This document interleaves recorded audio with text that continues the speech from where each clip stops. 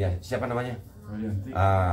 Dibilang ke Yanti, apakah dia memiliki kapasitas masuk di dalam struktural saat itu, atau dikasihkan ke istrinya seperti kita mengasihkan uang dapur kepada istri? Kok itu kan uang dana bos ya. Iya. Tapi kok masuk ke istri gitu? Mungkin seharusnya kan itu sebenarnya prosedurnya dipegang oleh bendahara sekolah. Iya, prosedur. Ya.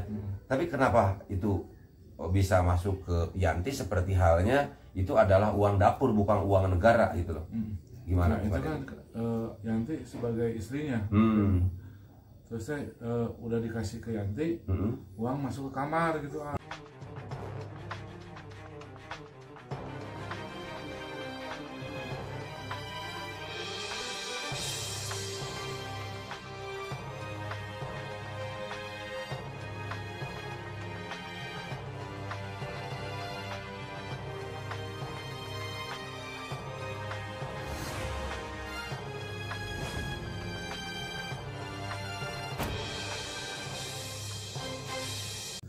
Assalamualaikum warahmatullahi wabarakatuh. Salam sejahtera bagi kita semua. Salam swastiastu, namo buddhaya, salam kebajikan.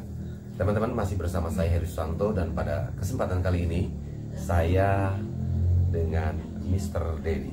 Ya, kenapa pada hari ini saya ingin berbincang kembali dengan Mr. Dedi? Karena memang sepertinya terkait persoalan yayasan sangat menarik sekali. Karena ini sebetulnya sudah sangat sering sekali disampaikan oleh Bapak Dirkrim Polda Jawa Barat ya, bahwa untuk pengembangan kasus Rajapati yang dikenal dengan kasus Subang di sini, untuk bagaimana pihak kepolisian menggali motif ya, tentunya motif apa di dalam kasus Rajapati yang dikenal dengan kasus Subang ini. Nah, tentunya dalam hal ini ada dugaan yang tentunya motif ini bersumber dari persoalan Yayasan Bina Prestasi Nasional ya, atau mungkin juga dalam hal ini sekolah ya, jadi SMK Bina Prestasi Nasional dan SMP Bina Prestasi Nasional. Kenapa demikian? Karena memang pada saat pembicaraan kita kemarin itu Pak, itu ternyata saya baru tahu ya, setelah Bapak menyampaikan terkait aliran dana BOS yang sangat begitu besar, sehingga lidah saya saja sampai terbata-bata ya, karena memang nolnya itu ternyata sangat banyak ya. Begitu teman-teman. Nah, jadi kali ini saya akan kembali bincang dengan Pak Dedi. Selamat malam nih Pak Dedi nih. Selamat malam Pak Dedi. Terima kasih Pak Dedi nih atas waktunya. Alhamdulillah saya sudah bisa bertemu kembali dengan Pak Dedi nih. Begini Pak Dedi ya, saya ingin menanyakan kepada Pak Dedi. Setahu saya yang kita bahas kemarin itu kan posisinya untuk anggaran tahun 2021 ya. Untuk anggaran dana BOS untuk tahap 1, tahap 2, tahap 3 ditambah dengan dana tambahan ya, kalau tidak salah. Iya, yang BPMU sama Bosda. Iya, BPMU sama Bosda ya. Nah, saya teringat nih, Pak Dedi ini kan kalau tidak salah itu keluar itu April tanggal 27 ya. Iya. Pada saat Pak Dedi menceritakan dipecat gitu kan, seperti itu. Nah, tapi untuk berbicara terkait persoalan dipecat itu nanti nih. Yang saya ingin tanyakan, berarti Pak Dedi itu masih ada waktu untuk bulan, maksudnya untuk tahun 2022 itu antara Januari, Februari, Maret sampai dengan April. Nah, yang ingin saya tanyakan kepada Pak Dedi itu, mungkin nanti dijelaskan aja oleh Pak Dedi ya, apakah ada pencairan dana apapun pada saat Pak Dedi menjabat sebagai bendahara di sekolah ya? Iya, sekolah. Di sekolah. Nah, mungkin silakan bisa dijelaskan oleh Pak Dedi. Ya, waktu 2022 saya nyairin sama Pak Adang ya. Pak Adang ya, 2022. 2022 masuknya 51.824. Di 2022 itu 2022 mencairkan dengan Pak Adang. Ya. Nah, oke, Pak Dedi kan kapasitasnya sebagai bendahara nih. Pak Adang ya? Ya, Pak Adang. Pak Adang yang orang Tambakan itu kan? Ya. Yang kemarin Ya, yang kemarin diperiksa. Ya. Nah, itu posisi Pak Adang sebagai kepala sekolah ya? Ke sekolah ya. Nah, yang ingin ditanyakan terlebih dahulu, ingat nggak tuh tanggal berapa itu ada pencairan di bulan apa tadi? Februari. Februari itu di tanggal berapa itu Pak Dedi? Itu tanggal 17. Di tanggal 17 bulan Februari 2022. Nah, kalau boleh tahu Pak Dedi diminta oleh siapa ini? Sama Yoris. Sama Yoris. Iya. Sama Yoris gimana cerita, bisa diceritakan mungkin? Pada saat ada pencairan, cek dulu katanya. Dicek lah sama saya di BJB, dicek ada yang masuk. Ya jumlahnya yang tadi disebutkan 51.852. Oh, oke. Nah, tapi begini Pak. Pak Dedi kan diminta sama Kang Yoris nih ya. Itu lewat telepon atau apa nih? Ya telepon. Lewat telepon ya. Iya. Jadi di tanggal berapa itu di teleponnya? Sebelum tanggal ke 2 hari. 2 hari sebelum pengambilan pencairan. Iya, pengambilan pencairan. Oh, lalu Pak Dedi berkoordinasi dengan Pak Kepala Sekolah. Iya, Kepala Sekolah. Nah, kalau boleh tahu, Pak Dedi pada saat pengambilan pencairan tuh kan yang namanya itu kan pencairan dana bos tuh, otomatis kan Kepala Sekolah, otomatis bendahara.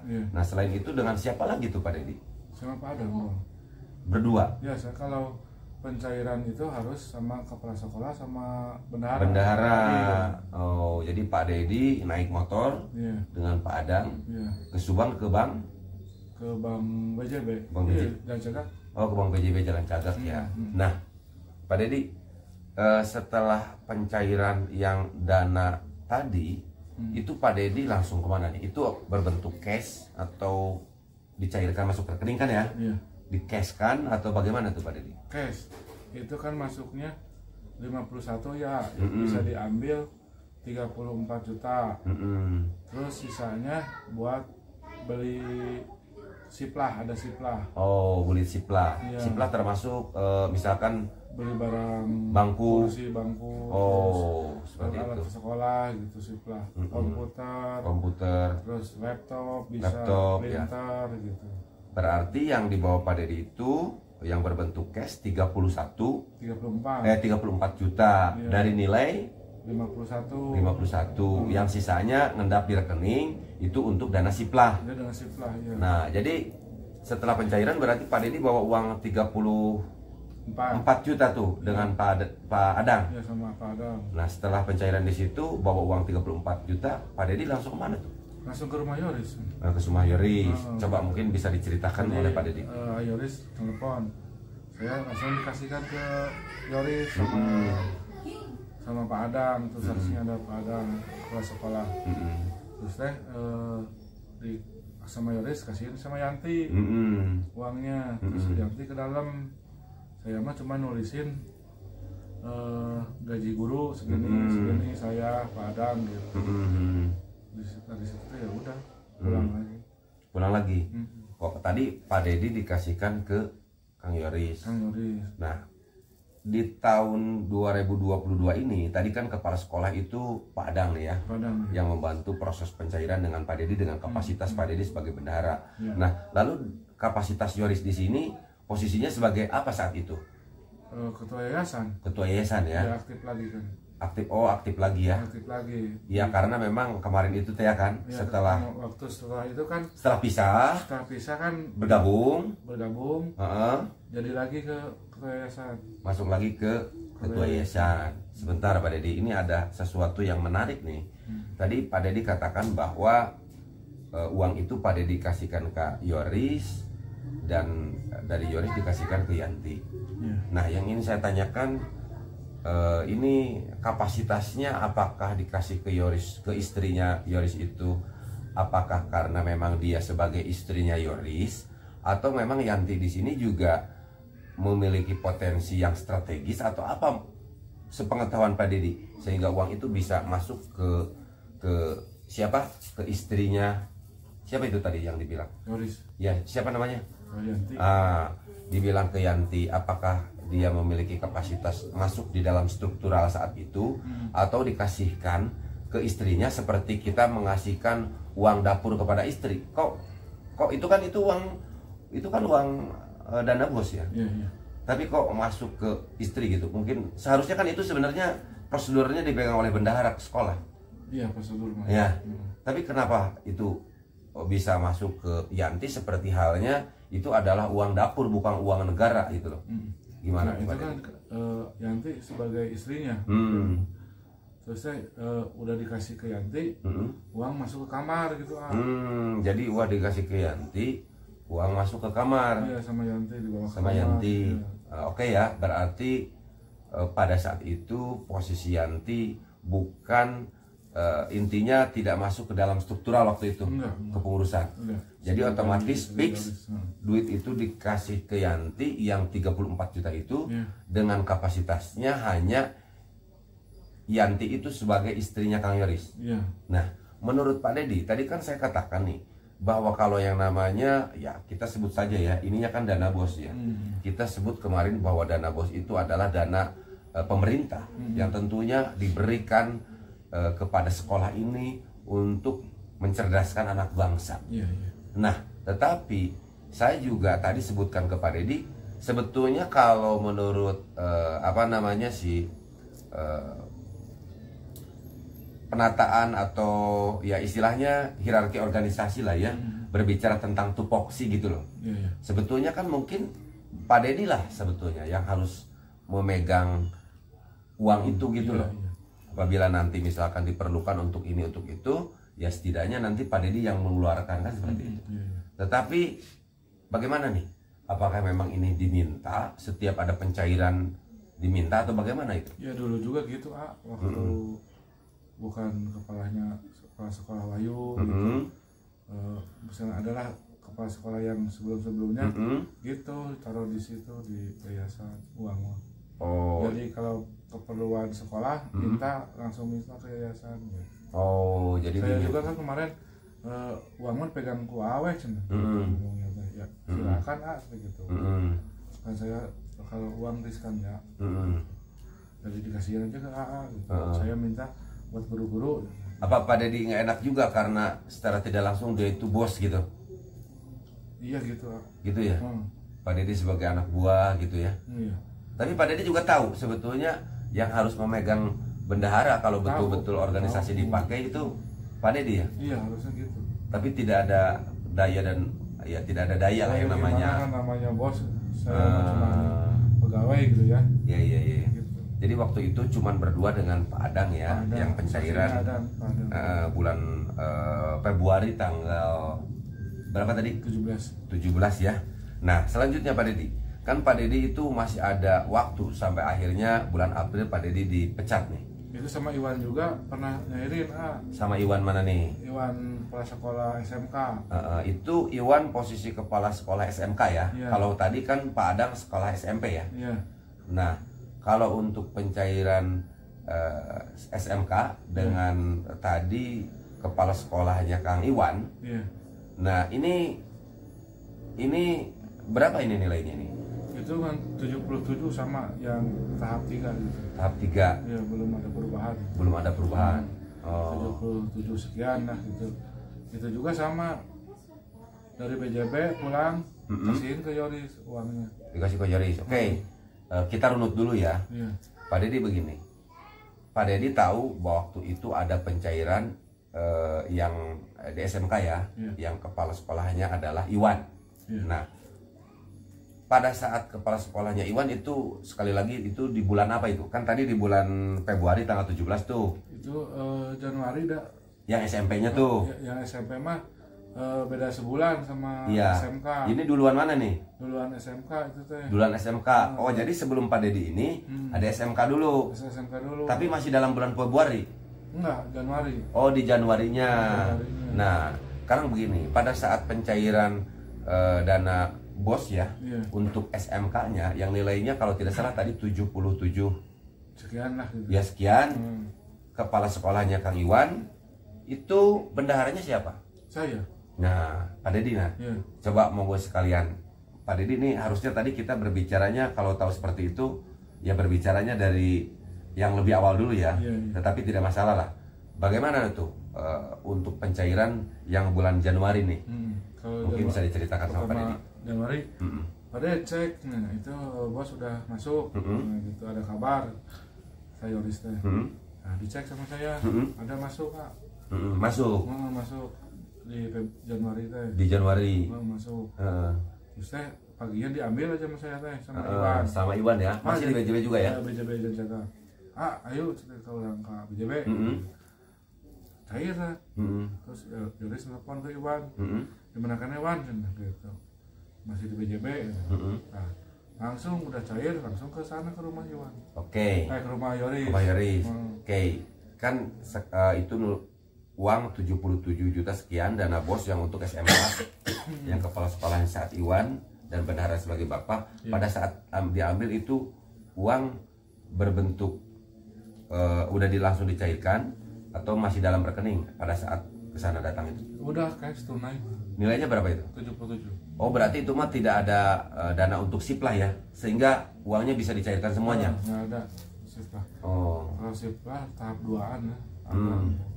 Nah, sepengetahuan Pak Dedi pada saat nilai 77 juta lebih itu dikasihkan ke Kang Yoris, sama tidak seperti halnya tadi dimasuk lagi kepada bendahara dapurnya gitu? Sama. Sama. Seperti biasa gitu masuk lagi ke kamar. Gitu.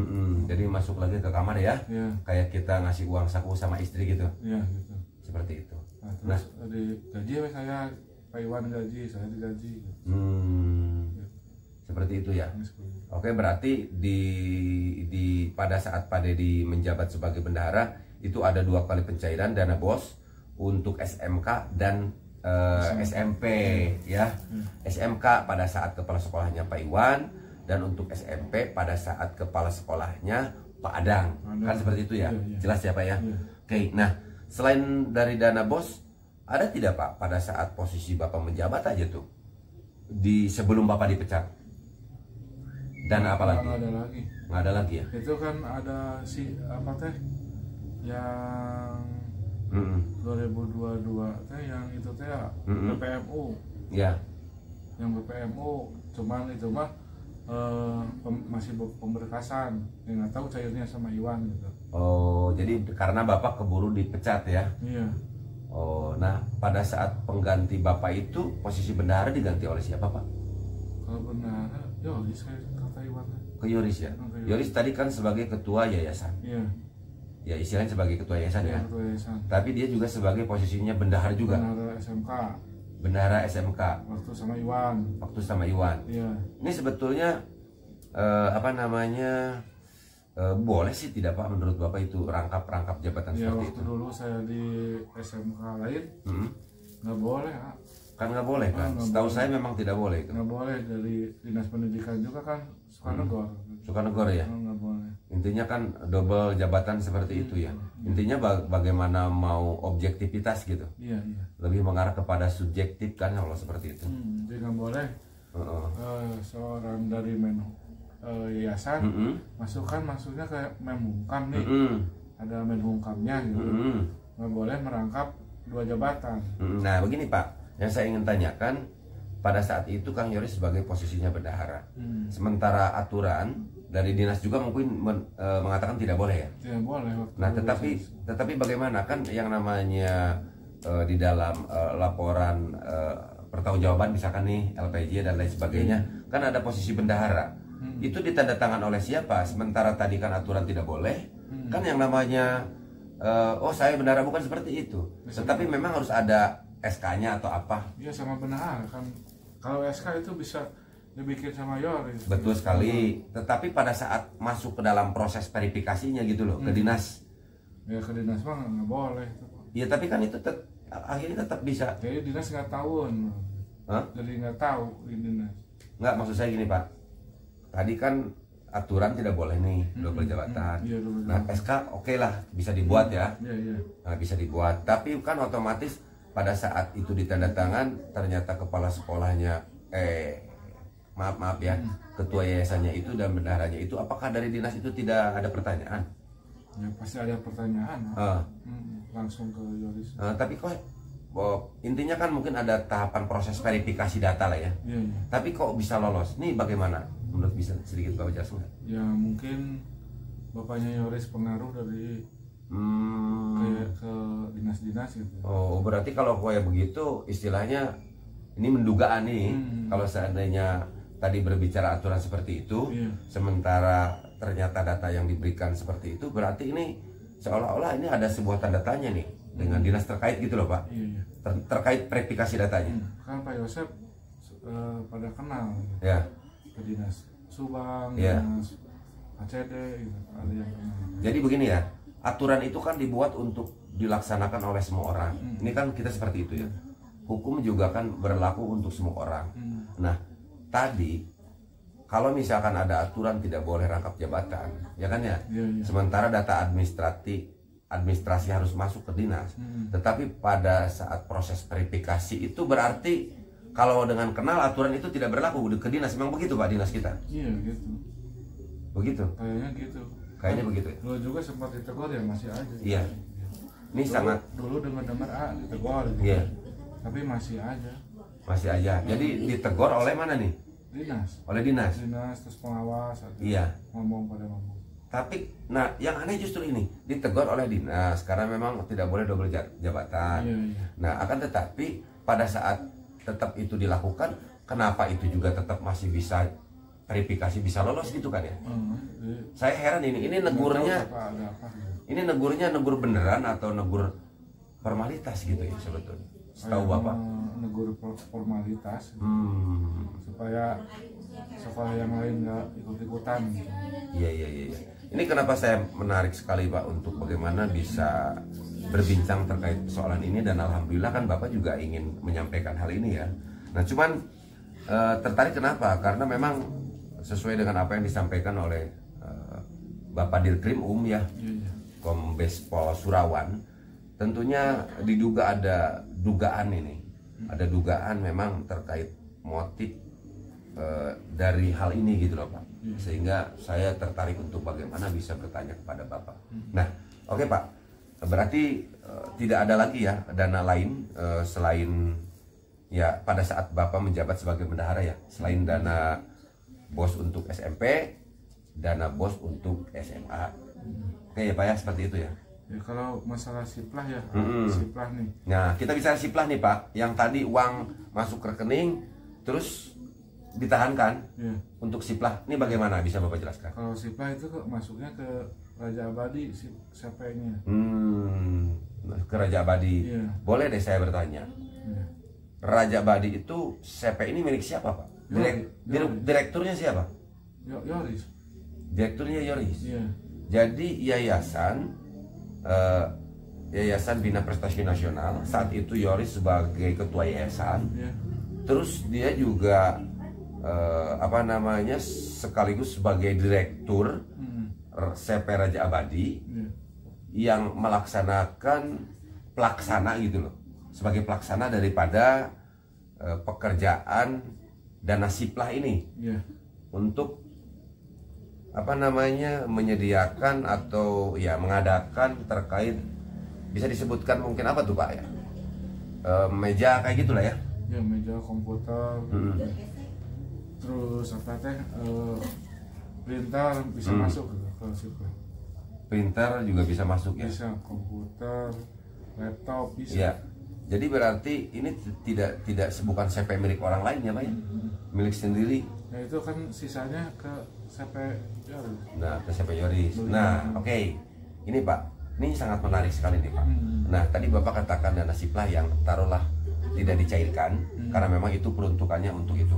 Setahu Bapak itu terbukti tidak Pak barang yang dibelikan dari dana yang sudah tidak dicairkan yang sengaja ya, karena memang itu dana siplah ya. Setahu Bapak pada saat Bapak masih menjabat itu ada nggak Pak, atau ya istilahnya CP Raja Abadi di sini yang direkturnya juga sebagai Yoris ya, betul direkturnya? Ya direkturnya Yoris itu ya, itu awas nih saya tanya dulu nih, Bapak meyakini betul CP Raja Abadi itu direkturnya Yoris? Atau pakai atas nama orang lain? Enggak, Yoris. Nah ada nggak sih Pak barangnya gitu loh dari dana siplah yang tadi ditahan untuk meja tulis dan lain sebagainya? Setahu Bapak? Kemarin kan udah lihat ke sekolah, nggak ada. Nggak ada? Nggak ada ya? Ya nggak ada. Setahu Bapak seperti itu ya? Nggak ada.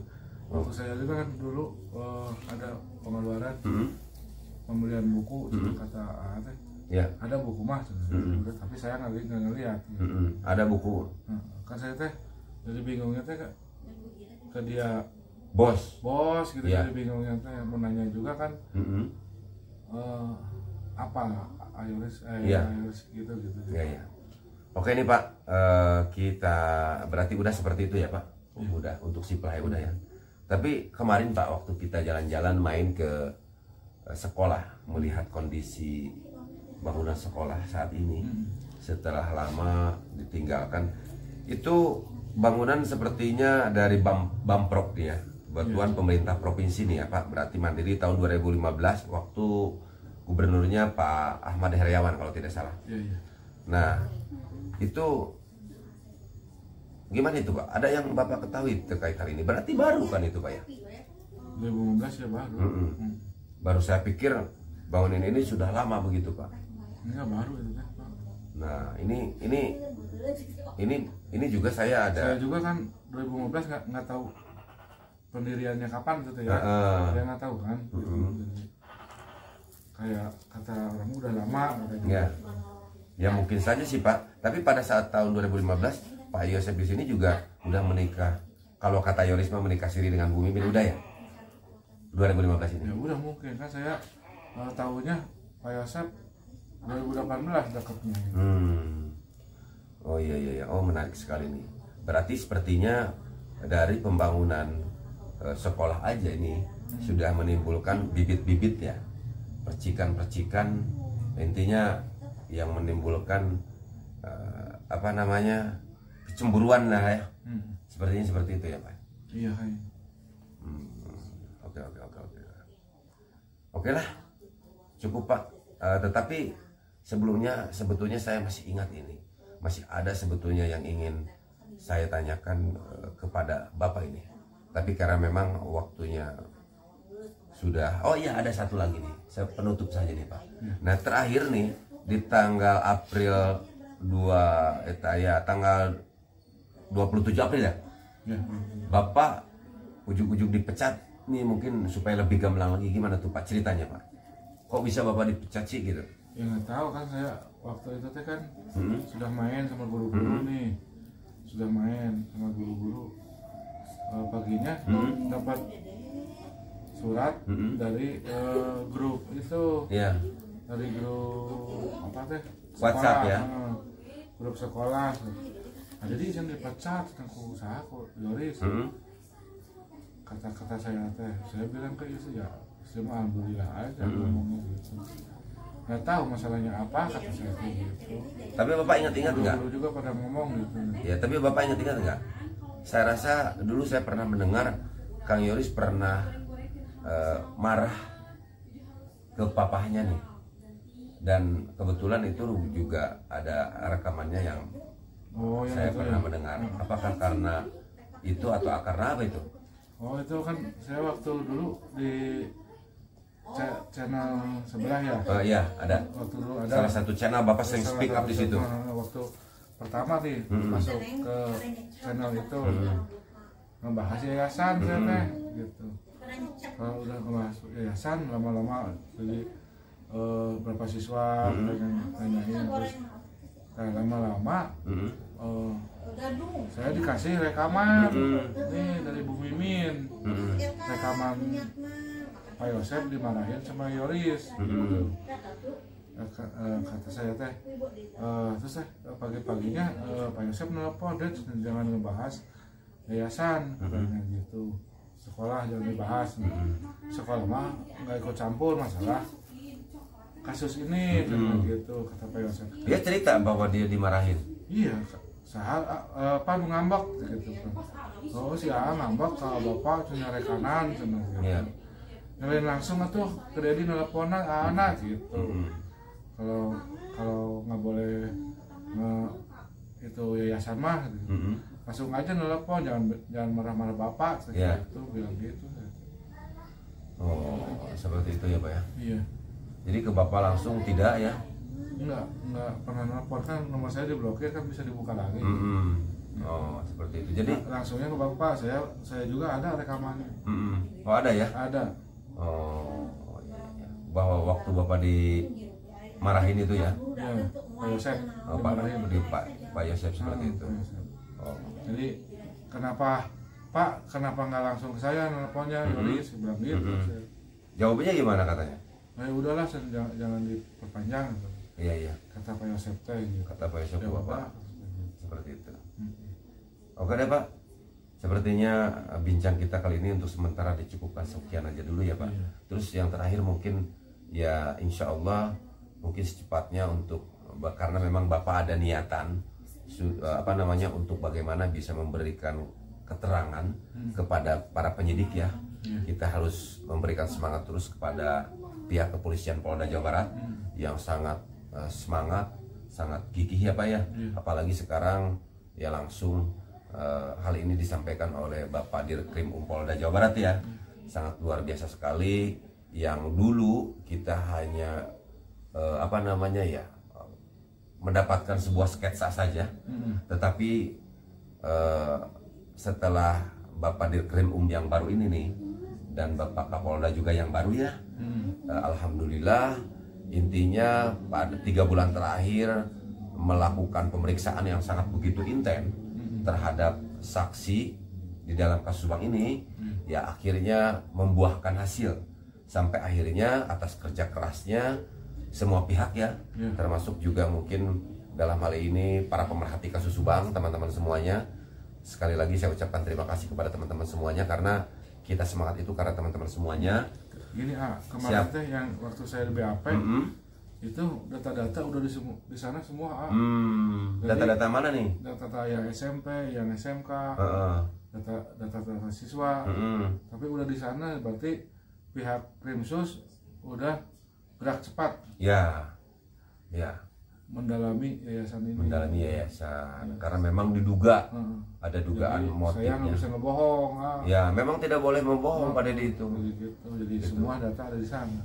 Jadi Pak Dedi juga sekarang udah sepakat ya, betul ya, ingin membuka semuanya. Udah Makanya Pak Dedi juga udah senang ya, sekarang akan ada pendampingan hukum ya. Ya, amin. Seperti itu ya Pak Dedi. Ya oke teman-teman semuanya, itulah mungkin bincang kita pada kesempatan malam hari ini. Saya ucapkan juga terima kasih nih kepada Bang Ahmad Taupan Sudirjo, selain daripada teman-teman semuanya para pemerhati kasus Subang ya. Karena Bang Topan di sini diakui ataupun tidak diakui sudah berusaha untuk bagaimana bisa meyakinkan kliennya, seorang Danu Ramdhanu ya, dan berkoordinasi dengan pihak keluarga, karena Bang Topan juga sebagai kuasa hukum dari keluarga besar Ibu Tuti khususnya, untuk bagaimana bisa menegakkan keadilan agar pelaku itu istilahnya dapat mempertanggungjawabkan perbuatannya sesuai dengan hukum yang berlaku di negara kita. Demikian teman-teman, wabillahi taufiq wal hidayah. Wassalamualaikum warahmatullahi wabarakatuh.